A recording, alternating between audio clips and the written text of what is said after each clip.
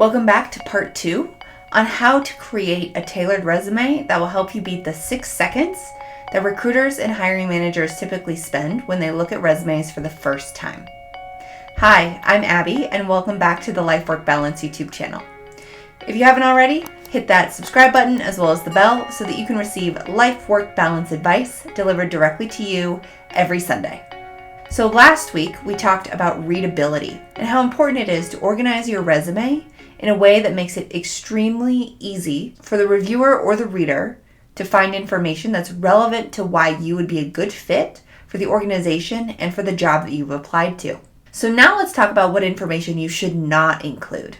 Remember, these tips are included in my resume ebook, which you may download for free from my website using the link in the description below. So I've got 13 different things that you should not include on your resume. First, let's start with your social security number. The US does not require you to list your social security number on resumes. This is a very important personal identifier and could be used to steal your identity, as you cannot ensure who has access to your resume once you submit it for a job. Do not include your social security number. Next, you also do not want to include information that indicates your age, your race, your ethnicity, or your religion. Regardless of the laws that exist to help prevent discrimination, it can still happen. So try not to list things that could set you up for potential discrimination. When it comes to your religion, completely avoid this during the job search process. There is a chance that disclosing this information could lead to discrimination. Bottom line,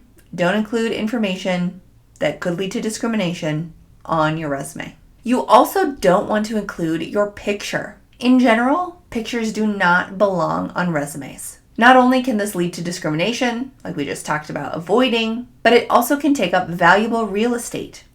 In our video last week, we talked about how your document itself is valuable real estate. And you don't want to include things that take up space that are not related to the specific job. So unless you're a model or a real estate agent, do not include your photo on your resume. If you've graduated from high school, college, or university, you don't want to include your graduation year or graduation date or your GPA. Again, this information can lead to discrimination. The only time I would recommend including your graduation date on your resume is if you graduated within the last 3 years, because that can help explain potential work experience gaps. However, if it's been more than 3 years since you graduated, that date could potentially be used to determine your age, which could lead to discrimination. When it comes to your GPA, unless you're applying to medical school or law school, your GPA really does not matter. So if you're using this resume to apply for a job, don't include your GPA. The recruiter and hiring manager really only cares that you actually got the degree. They don't care how well you did.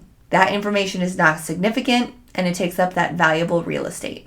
You also don't want to include information about your family. Information like your marital status may be required in other countries, but it's not in the United States. Information regarding your marital status or children is generally not work-related. So avoid this topic in general during the application process. You would also want to exclude any information about family planning. Next, you do not need to include your military discharge status or your veteran status. Unless you're applying to a job that gives you veterans preference, this information is private to you. There's no need to disclose this during your job search process unless you absolutely want to. You also don't want to include information about your current or previous salaries. Now, there are some states, like Colorado, that are enacting laws that prevent pay disparities based off of previous wages. However, including this information, it just doesn't belong on your resume, period. When you list your salary or previous salary, you could potentially set yourself up for an unintentional pay disparity. So even though there are states that are putting in laws that will help prevent this from happening, it can still happen, especially if you're willingly offering up that information. Salary negotiation is one of the hardest parts of the job search process, so don't do yourself a disservice by making it harder on yourself by including salary or wage information on your resume. You also do not need to include information about why you left a job. This information should be discussed exclusively during the interview process, not on your resume. You also don't need to include your hobbies or any special skills on your resume unless they are directly related to the position that you're applying to. While these may be entertaining to the recruiter or the hiring manager, they usually do little to help your odds in getting that job. So again, unless that hobby or the skills are specific to the job that you're applying to, leave it out.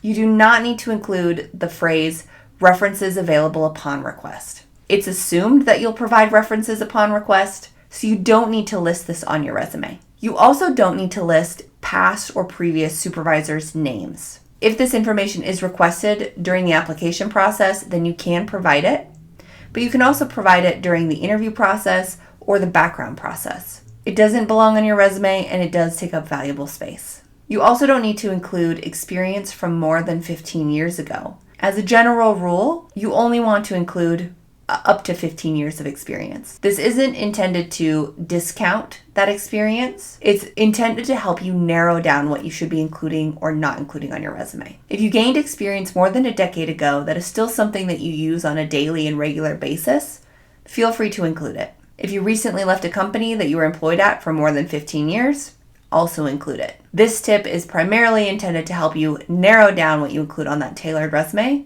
so that you don't have a document that is more than 2 pages long. And finally, under no circumstance, include any lies on your resume. Do not list anything that is not truthful on your resume. Consequences of lying on your application can result in termination, personal brand and reputation degradation, and long-term unemployment. So don't do that to yourself. Do not include any false information on your resume. The third tip from my ebook is on tailoring your resume. So if you have any questions about that, please refer to my video that's specifically on how to tailor your resume from a master resume version. If you have any questions about what you should include or not include on your resume, please let me know in the comments below. If you found this video helpful, please give it a thumbs up. And remember to hit that subscribe button as well as the bell so that you can receive life-work balance advice delivered directly to you every Sunday. Thanks for watching, and I'll see you next week.